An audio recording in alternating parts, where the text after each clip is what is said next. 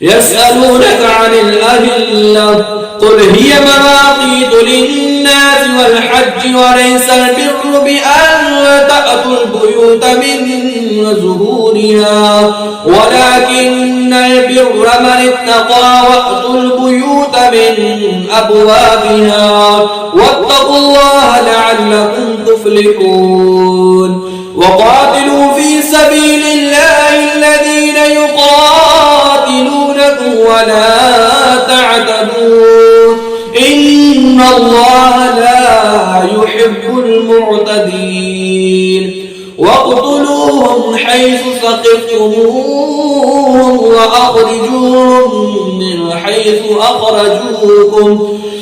حيث أخرجوكم والفتنة أشد من القتل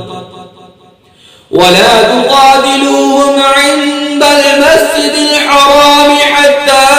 يقاتلوكم فيه فإن قاتلوكم فاقتلوهم كذلك جزاء الكافرين فإن انتهوا فإن الله غفور رحيم وقاتلوهم حتى لا تكون فتنة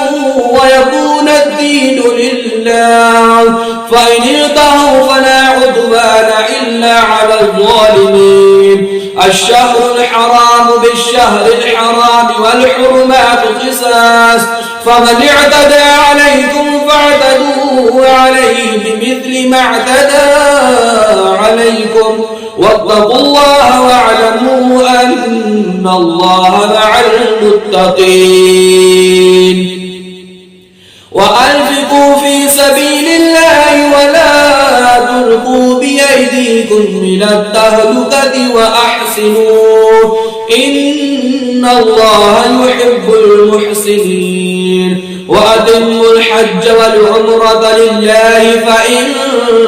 أحسرتم فما استيسر من الهدي ولا تحلقوا رؤوسكم حتى يبلغ الهدي محله فمن كان منكم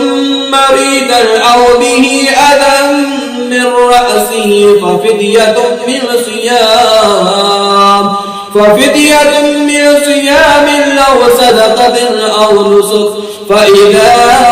أمنتم فمن تمتع بالعمرة إلى الحج فما استيسر من الهدي فمن لم يجد فصيام 3 أيام في الحج و7